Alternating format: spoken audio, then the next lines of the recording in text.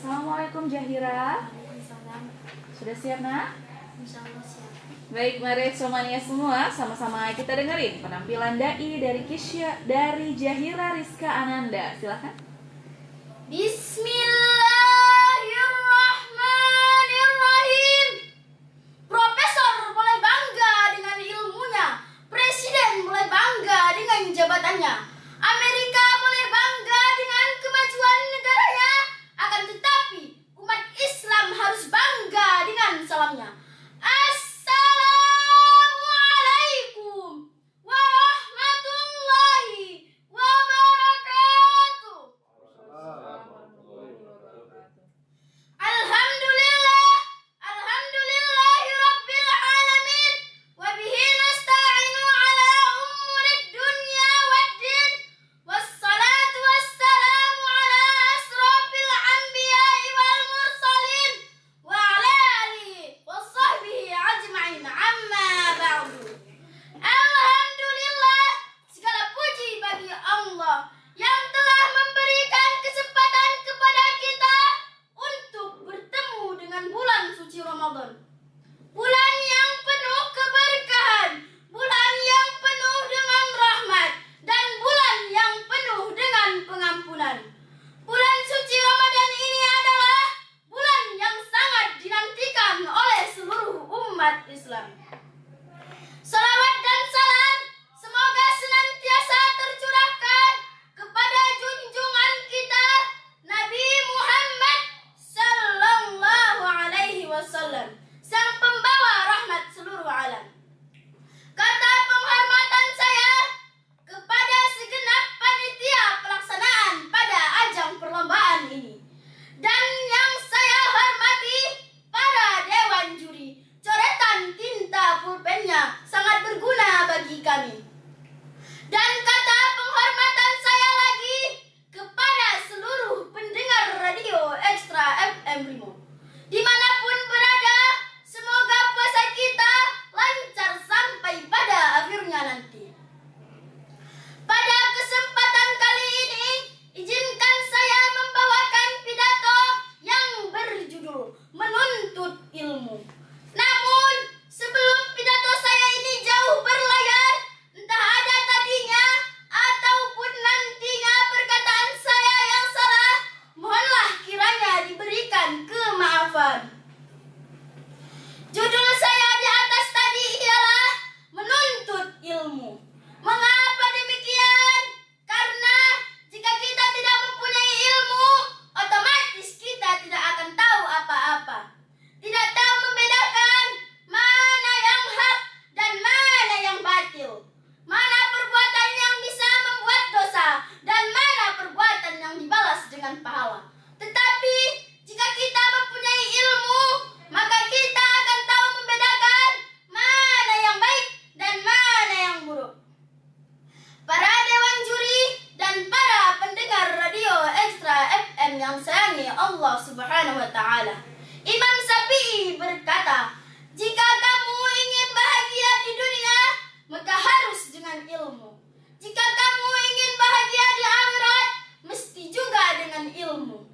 Dan jika kamu ingin bahagia di dunia dan akhirat, maka mesti pula dengan ilmu. Karena dengan ilmu kita akan dihargai dan kita akan mulia oleh Allah Subhanahu wa taala.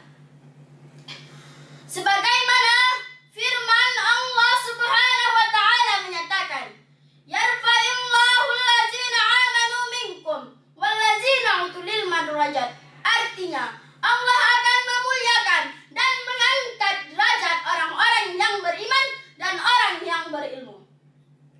Hadirin wal hadirat rahimakumullah. Jadi sudah jelas hadirin bahwa firman Allah di atas tadi menjadi landasan patokan betapa mulianya orang yang berilmu di hadapan Allah. Sehingga orang yang berilmu itu ditinggikan pangkat derajatnya di sisi Allah Subhanahu wa taala. Menuntut ilmu itu hukumnya wajib. Bila kita lalai, tidak mau menuntut ilmu sebagaimana yang telah Nabi pesankan kepada kita melalui hadis, talabul ilmi Artinya, menuntut ilmu itu wajib bagi orang Islam, baik laki-laki maupun perempuan. Jadi, tidak ada alasan untuk tidak menuntut ilmu. Walaupun saya sudah menjadi kakek-kakek dan saya sudah menjadi nenek-nenek, tetap menuntut ilmu. Itu wajib. Hingga Allah lah yang mengakhiri. Dan Imam Syafi'i juga berkata, "Man la yuhibbul ilma fala khaira fih." Siapa yang tidak suka kepada ilmu agama, maka tidak ada kebahagiaan pada dirinya. Sayyidina Ali karamallahu wajhu juga berkata, "Al-ilmu yahrusuka wal malu tahrusuhu." Artinya, ilmu itu menjaga engkau dan harta itu engkau yang menjaganya. Kawan-kawan semuanya, kalau kita memiliki ilmu yang tinggi, janganlah sekali-kali menyombongkan diri. Hiduplah laksana padi. Semakin berisi, semakin merunduk. Karena kehidupan ini hanyalah sekali dan ke tanahlah tempat kita kembali. Semoga berkah kita dalam menuntut ilmu dan kita mati dalam keadaan beriman.